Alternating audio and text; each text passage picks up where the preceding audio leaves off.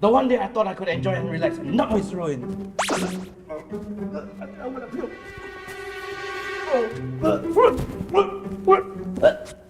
Hey, what's wrong with you?